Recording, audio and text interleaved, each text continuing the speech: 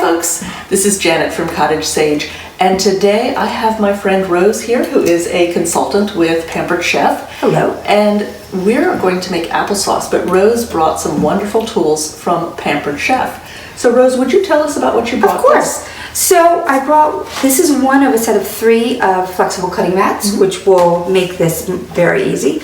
I've got my coated utility knife. Notice it has a nice little sheath on it to keep for safety. I've got my teal spoon, a teak, you always say that, teak wooden spoon. I've got a 1 cup measure all cup, which is easy to read, both liquid and dry. I can see. We've got the Dutch oven pot right here.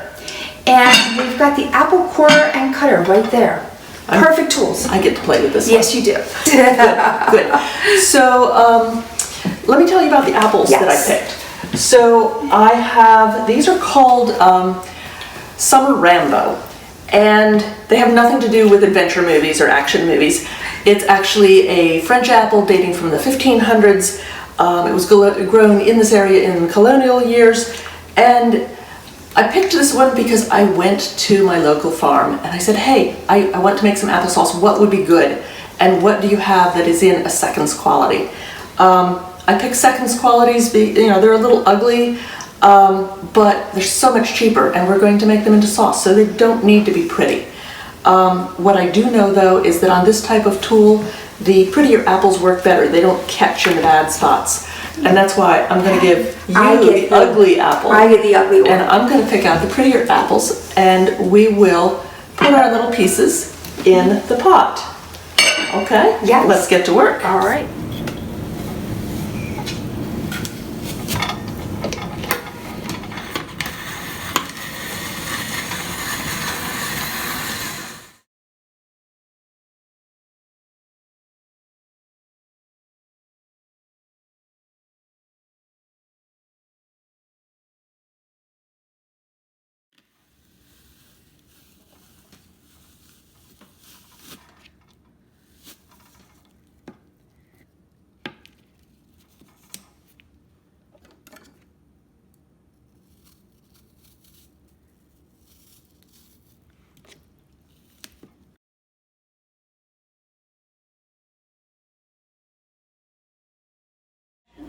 Okay, so between Rose and me, we filled the pot.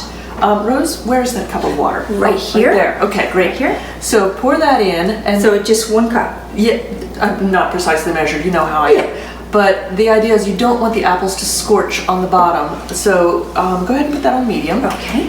And so we filled it up kind of full, but we want to work with the apples and help them break down and keep the ones on the bottom from scorching.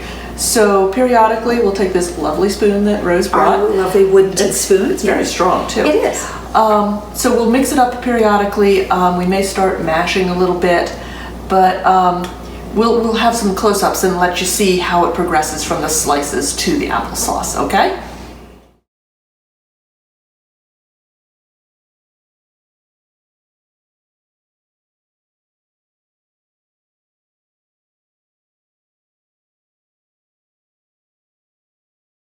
Okay, so this is about done.